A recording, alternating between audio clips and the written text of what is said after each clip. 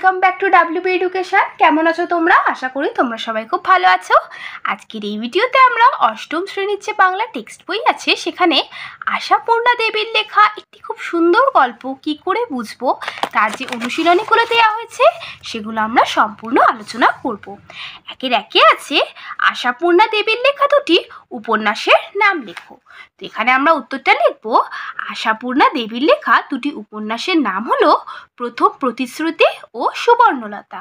তারপর একের দুয়ের প্রশ্ন, আশাপূর্ণা দেবী তার সাহিত্য কীর্তির জন্য কোন কোন বিশেষ পুরস্কার লাভ করেন? উত্তরটা লিখবে, আশাপূর্ণা দেবী তার সাহিত্য কীর্তির জন্য রবীন্দ্র পুরস্কার, সাহিত্য আকাদেমি পুরস্কার, লীলা পুরস্কার ও জ্ঞানপীঠ পুরস্কার লাভ করেন। সরি স্টুডেন্ট, সেটা লাভ হয়ে গেছে, কিন্তু এটা হচ্ছে লাভ। ঠিক আছে, এবার দুয়ের দাগে আছে একটি বাক্যে উত্তর দাও। দুয়ের এক, বুকু কোথায় বসে খেলা করছিল? উত্তরটা লিখবো, বুকু বাড়ির বাইরে রোয়াকে বসে খেলা করছিল। দুয়ের দুই, রিক্সা থেকে কারা নামলেন? আমরা এখানে উত্তরটা লিখবো, রিক্সা থেকে নামলেন দুটি বেজায় মোটাসোটা ভদ্রমহিলা আর বুকুর বয়সেরই একটি ছেলে। সম্পর্কে তারা বুকুর মায়ের ছেনুমাসি, বেনুমাসি এবং বেনুমাসির ছেলে ডাম্বল। দেখো স্টুডেন্টস, এক নম্বরের কোশ্চেনে লিখবে রিক্সা থেকে নামলেন দুটি বেজায় মোটাসোটা মহিলা আর বুকুর বয়সেরই একটি ছেলে। আর যদি এই কোশ্চেনটায় 2 নম্বর থাকে তাহলে কিন্তু পুরোটাই লিখতে হবে। ঠিক আছে, এবার 2-3 প্রশ্ন, ডাম্বল আলমারি ভেঙে কার বই নামিয়েছিল? উত্তরটা লিখবো, ডাম্বল আলমারি ভেঙে বুকুর সেজো কাকার বই নামিয়েছিল। 2-4 প্রশ্ন, বুকুর মার কি কেনা ছিল? উত্তরটা লিখবে, বুকুর মার সিনেমার টিকিট কেনা ছিল। তারপর হচ্ছে 2-5 প্রশ্ন, বুকু আর বুকুর সেজো খুড়িমা অতিথিদের জন্য কি কি খাবার নিয়ে আসে? তো উত্তরটা এখানে লিখবে, বুকু আর বুকুর সেজো খুড়িমা অতিথিদের জন্য বড় বড় রাজভোগ, ভালো ভালো সন্দেশ, সিঙ্গারা, নিমকি আর চা নিয়ে আসে। 2.6 প্রশ্ন, বুকু কোন স্কুলে ভর্তি হয়েছিল? উত্তরটা লিখবো, বুকু আদর্শ শিক্ষা প্রতিষ্ঠানে ভর্তি হয়েছিল। এবারে দেখো স্টুডেন্টস, 3-এর দাগে কি আছে? 3-এর দাগে আছে নিচের প্রশ্নগুলির সংক্ষিপ্ত উত্তর দাও। 3.1 প্রশ্ন, বুকু খেলতে খেলতে তাকিয়ে অবাক হয়ে যায় কেন? উত্তরটা লিখবো, বুকু তাদের বাড়ির বাইরের সামনের চাতালে বসে খেলা করছিল। হঠাৎ তাদের বাড়ির সামনে একটি রিক্সা এসে থামে। বুকু দেখে সেই রিক্সা থেকে দুজন খুব মোটাসোটা মহিলা এবং তাদের সঙ্গে বুকুর মতো বয়সেরই একটি মোটা ছেলে নামলো। বুকু এত স্বাস্থ্যবতী মহিলা আগে কখনো দেখেনি। তাছাড়া সে অবাক হয়ে ভাবছিল এই 3জন মোটা মানুষ কিভাবে রিক্সার খোলের মধ্যে জায়গা পেয়ে বসতে পেরেছিল। অদৃশ্যপূর্ব অদ্ভুত দর্শন মানুষগুলিকে দেখিয়েও তাদের সেই রিক্সার থেকে নামতে দেখে সে খেলতে খেলতে তাকিয়ে অবাক হয়ে গিয়েছে। 3.2 প্রশ্ন, সিঁড়ি ভেঙে আর উঠতে পারবো না বাবা, কারা কথা বলেছে? তারা সিঁড়ি ভেঙে উঠতে পারবেন না কেন? উত্তরটা লিখবো, আশাপূর্ণা দেবী রচিত কি করে বুঝবো গল্প থেকে গৃহীত উদ্ধৃতাংশটি বুকুদের বাড়িতে উত্তরপাড়া থেকে বেড়াতে আসা বুকুর মায়ের পাতানো ছেনুমাসি ও বেনুমাসি বলেছেন। সেকেন্ড কোয়েশ্চেনটাও উত্তর লিখবো, শারীরিকভাবে খুব মোটাসোটা বা ভারী কী ধরনের হওয়ায় সিঁড়ি ভেঙে ওপরে ওঠা তাদের পক্ষে খুব কষ্টসাধ্য। তাছাড়া তারা অনেক পথ কষ্ট করে এসেছেন। বিশেষ করে 2-3 বার বাস বদল করে শেষে রিক্সা করে তারা এখানে এসে পৌঁছেছেন, ফলে তারা খুবই পরিশ্রান্ত। এ কারণে তারা সিঁড়ি ভেঙে ওপরে উঠতে পারবেন না। 3-3 প্রশ্ন, কি কাণ্ড করছো তুমি? কে কি কাণ্ড করেছে? উত্তরটা লিখবে, আশাপূর্ণা দেবী রচিত কি করে বুঝবো গল্প থেকে গৃহীত উদ্ধৃতাংশটিতে বুকুদের বাড়িতে বেড়াতে আসা তারই বয়সের ছেলে ডাম্বল কাণ্ডটি করেছে। বুকুদের বাড়ির একটি ঘরের দেয়ালে সাটিয়ে রাখা বইয়ের আলমারিটার একটি পাল্লা ডাম্বল এমন জোরে হ্যাচকা টান মেরেছে যে চাবি বন্ধ কলটি বন্ধ অবস্থাতেই পাল্লার সঙ্গে খুলে বেরিয়ে এসেছে। তারপর সেখানে সাজানো বইগুলি থেকে একসঙ্গে 3-4টি বই নামিয়ে তাতে ছবি নেই বলে ঘৃণাভাবে সেগুলিকে মাটিতে ফেলে দিয়েছে। তাই বুকু তার এই দুষ্টুমিকে ভয়ানক কাণ্ড বলেছে। 3.4 প্রশ্ন, বুকু অবাক হয়ে ফ্যালফ্যালিয়ে মায়ের মুখের দিকে তাকিয়েছিল কেন? উত্তরটা আমরা লিখবো, উত্তরপাড়া থেকে ছেনুমাসিদের আসার খবরটি বুকু যখন তার মাকে দেয় তখন তার মা শুনে খুব বিরক্তি প্রকাশ করেছিলেন। বলেছিলেন অসময়ে লোকজনের বাড়িতে আসাকে তিনি একদম পছন্দ করেন না, কিন্তু আবার তাদের সামনে এসে তিনি আনন্দে হৈ হৈ করে আপ্যায়ন শুরু করেন। শুধু তাই নয়, কিছুটা অভিমানের সুরে তাদের অনেক দিন না আসার জন্য অনুযোগ জানান।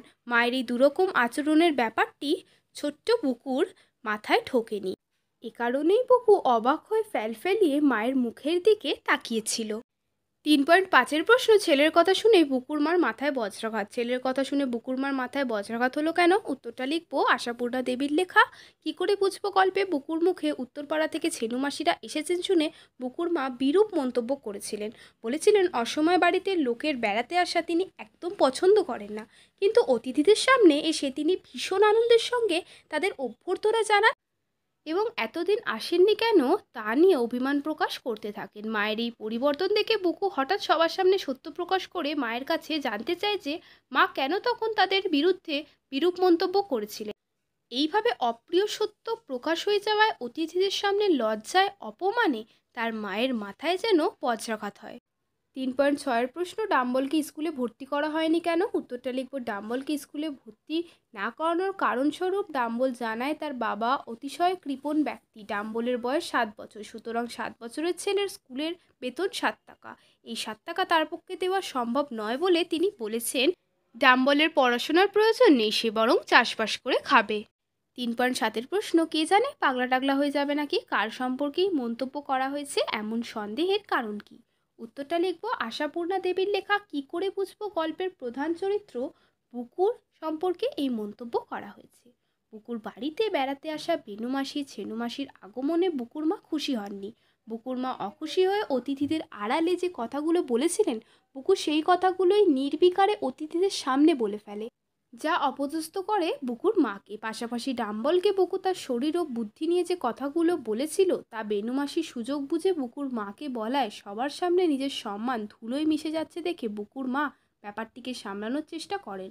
সংশয় ও উৎকণ্ঠা প্রকাশ করে বুকুর মাথা ঠিক আছে কিনা এসব প্রসঙ্গ তুলেও তিনি লোকলজ্জার হাত থেকে বাঁচতে বুকুকে পাগলা বলে পরিস্থিতি সামাল দেওয়ার চেষ্টা করেন।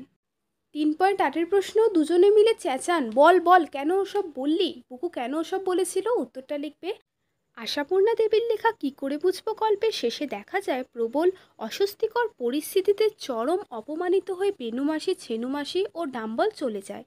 এর জন্য স্থান কাল পাত্র বিবেচনা না করে বুকুর অকপট সত্যি কথা বলাই ছিল প্রধান কারণ। অথচ বুকুর মা দুপুরবেলাতে বুকুকে পই পই করে বুঝিয়েছিল সর্বদা সত্য কথা বলতে হবে এবং কোনো অবস্থায় কারো কাছে কিছু লুকোনো যাবে না।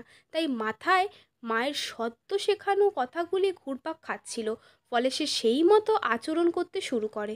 অর্থাৎ সরল স্বাভাবিক 6 বছরের শিশু বুকুর পক্ষে স্থান কাল পাত্র বিবেচনা করে কথা বলার দক্ষতা গড়ে ওঠেনি বলে সে এমন ব্যবহার করেছিল। 4-এর দাগে আছে স্টুডেন্টস, নিচের প্রশ্নগুলির নিজের ভাষায় উত্তর দাও। 4.1-এর প্রশ্ন, গল্পে বুকুর আচরণ তার মাকে অতিথিদের সামনে অস্বস্তিতে ফেলেছিল। বুকুর এই আচরণকে তুমি সমর্থন করো? বুকু কেন অমন আচরণ অতিথিদের সামনে করেছিল? উত্তরটা লিখব বুকুর এই আচরণকে পুরোপুরি সমর্থন করা যায় না। উপযাজক হয়ে অতিথিদেরকে সে কথাগুলি না শোনাতেই পারত। বিশেষ করে যে কথাগুলির সঙ্গে পিতামাতার সম্মান জড়িয়ে আছে তা প্রকাশ করা সন্তানের পক্ষে উচিত নয়, কিন্তু যেহেতু সে 6 বছরের ছোট্ট ছেলে তাই তার এই আচরণকে খুব অপরাধ বলে ভাবা যাবে না। তাছাড়াও তার পিতামাতারও তার সম্মুখে অন্যের ব্যাপারে বিরূপ মন্তব্য করা উচিত ছিল। নেক্সট প্যারাতে লিখবে বুকুকে দুপুরবেলা তার মা 100 বার ধরে বুঝিয়েছে সবসময় সত্য কথা বলতে হবে এবং কারোর কাছে কোনো কিছু গোপন করা উচিত নয়, কিন্তু পরিবেশ পরিস্থিতি অনুযায়ী কোথায় কেমন আচরণ করা উচিত তিনি তার শিক্ষা দেননি। কিন্তু ঘটনাচক্রে সেই দিন বাড়িতে অতিথি আসে এবং তার মা ঘরে বাইরে দুরকম মন্তব্য করে বসেন, ফলে সদ্য শেখা শিক্ষাটিকে একটু প্রয়োগ করে দেখতে গিয়ে বুকু এই সমস্যার সৃষ্টি করে ফেলে।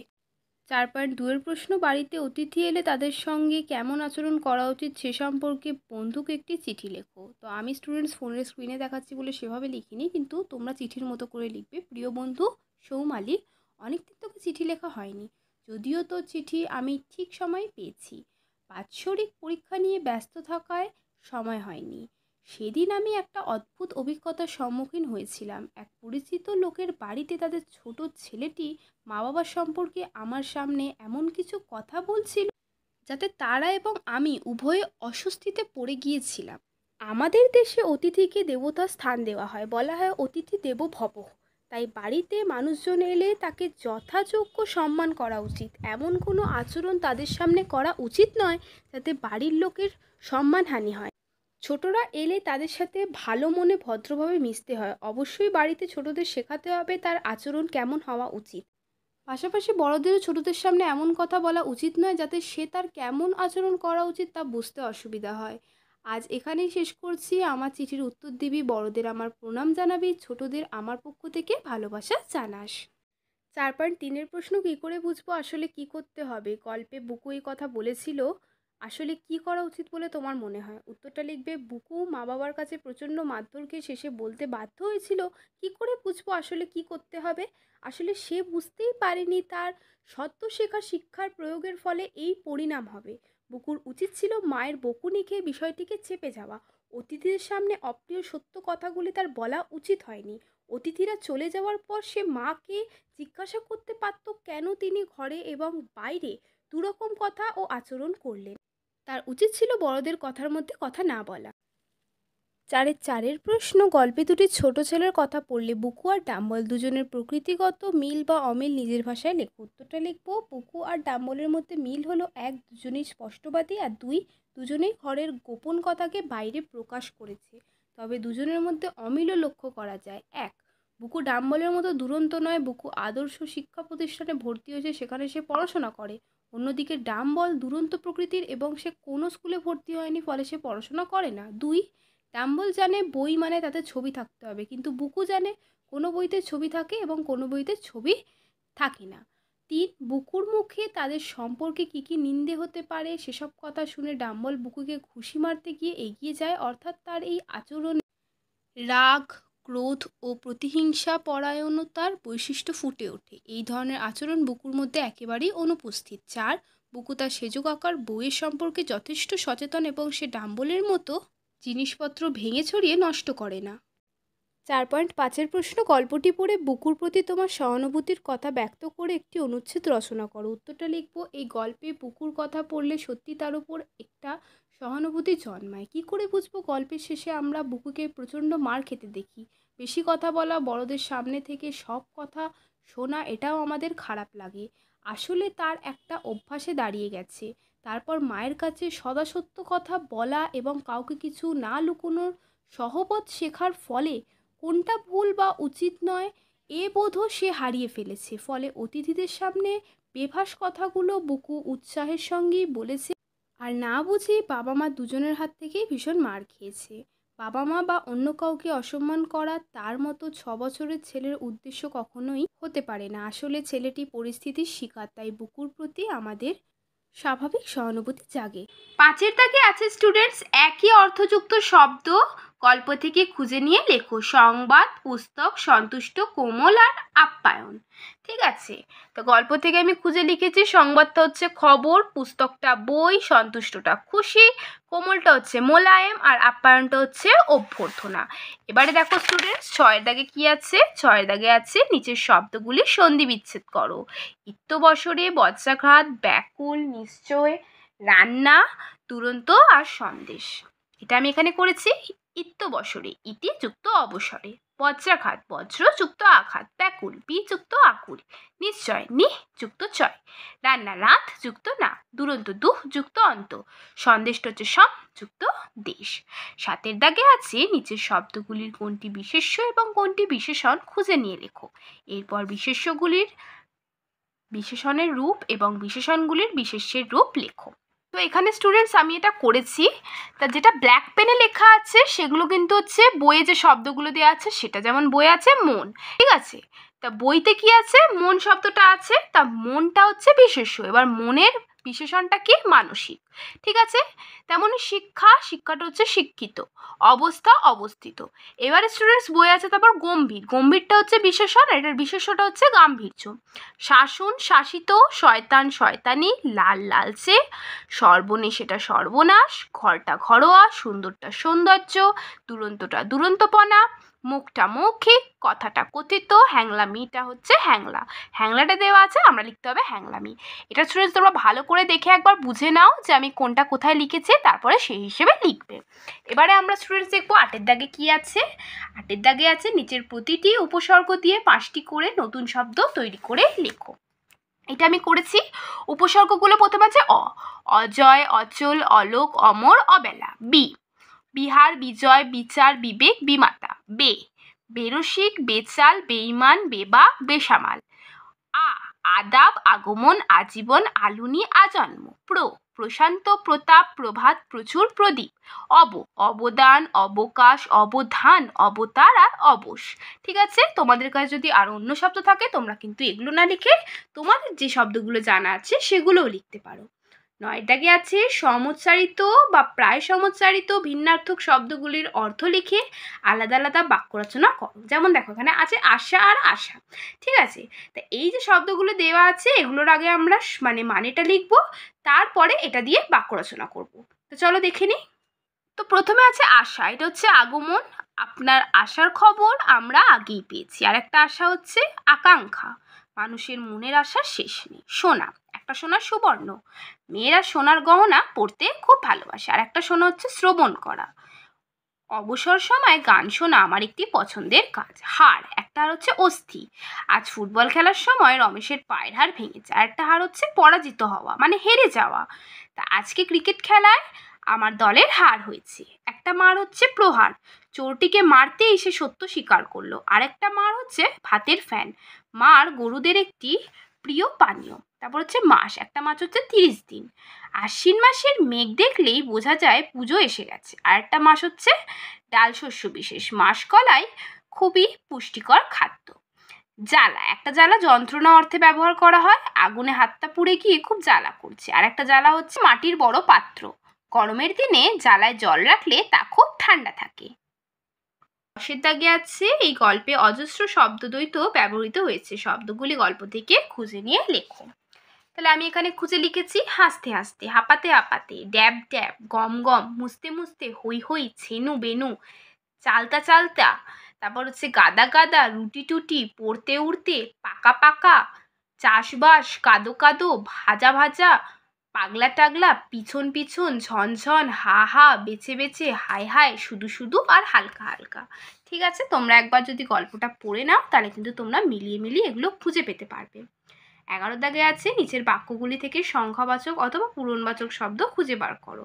প্রথমটা আছে দেখো, মা তো সেই 3 তলার ছাতে। তাহলে এখানে দেখো এখানে কি না, 3টা হচ্ছে সংখ্যাবাচক শব্দ। 11 2, 2 বনে 2 গুণে 4টি চোখ কপালে উঠে গেছে, তা 2 4টা সংখ্যাবাচক শব্দ। তারপর হচ্ছে দেখো 7 বছরের ছেলের স্কুলের মাইনে 7 টাকা, এখানে 7টা হচ্ছে সংখ্যাবাচক শব্দ। 11 4, নিজেই তো দুপুরবেলা 100 বার করে বললে সবসময় সত্যি কথা বলবি। তাহলে দেখো এখানে হচ্ছে 100টা সংখ্যাবাচক শব্দ। এবারে 12 দাগে আছে নির্দেশ অনুযায়ী বাক্য পরিবর্তন করো। 12 1, বুকু ছুটে ওপরে চলে যায়, এটাকে জটিল বাক্যে লিখতে বলা হয়েছে। তা আমরা এখানে কি লিখবো না, বুকু নামের যে ছেলে সে ছুটে উপরে চলে যায়। তারপর এখানে 12 2 আছে ছেনুমাসি আর অন্যটির নাম বেনুমাসি, এটাকে সরল বাক্যে লিখতে বলা হয়েছে। ছেনুমাসির মতো অন্যটির নাম বেনুমাসি। 12 3, যত বড় হচ্ছে তত যেন যাতা হয়ে যাচ্ছে, এটাকে যৌগিক বাক্যে লিখতে বলা হয়েছে, বড় হচ্ছে এবং যাতা হয়ে যাচ্ছে। তারপর দেখো 12 4, ছেলের কথা শুনেই বুকুর মার মাথায় বজ্রাঘাত, এটাকেও জটিল বাক্যে লিখতে বলা হয়েছে, ছেলের যা কথা তা শুনেই বুকুর মার মাথায় বজ্রাঘাত। ঠিক আছে, এবারে দেখো স্টুডেন্ট সবার লাস্টে আছে 13 নম্বরে পাকা আর মাথা, এই শব্দগুলির প্রত্যেকটিকে দুটি আলাদা অর্থে ব্যবহার করে বাক্য লেখো। তো আমরা এখানে লিখেছি প্রথমে পাকা, পাকাটা হচ্ছে পক্ক, গাছের আমগুলো সব পেকে লাল হয়ে উঠেছে। আর একটা পাকা হচ্ছে পিচ, সিমেন্ট বা ইট বাঁধানো রাস্তা, রহিম পাকা রাস্তায় দাঁড়িয়ে আছে। এবার নেক্সট হচ্ছে মাথা, একটা মাথা হচ্ছে বুদ্ধি, অঙ্কে তার মাথা ভালো না। আর একটা মাথা হচ্ছে মগ ডালে, কমল আম পাড়তে গাছের মাথায় উঠেছে। তো স্টুডেন্টস এখানে আমাদের অনুশীলনী কিন্তু কমপ্লিট হলো। আশা করি ভিডিওটা বুঝতে কোনো অসুবিধা হয়নি। তাও যদি কোনো জায়গায় কোনো অসুবিধা হয় তোমরা কিন্তু আমায় কমেন্টে জানাতে ভুলবে না। তোমাদের জন্য আর কি কি কন্টেন্ট ছাড়বো সেটাও একটু স্টুডেন্টস কমেন্টে জানিও। ভিডিওটা ভালো লাগলে লাইক করবে, চ্যানেলটাকে সাবস্ক্রাইব করার সাথে সাথে বেল নোটিফিকেশানটাও কিন্তু অলে প্রেস করে দিও। আর স্টুডেন্টস এই ভিডিওটা যতটা পারবে নিজের কিন্তু ফ্রেন্ডসদেরকে শেয়ার করতে ভুলবে না। থ্যাংক ইউ চ্যানেলে ভিজিট করার জন্য।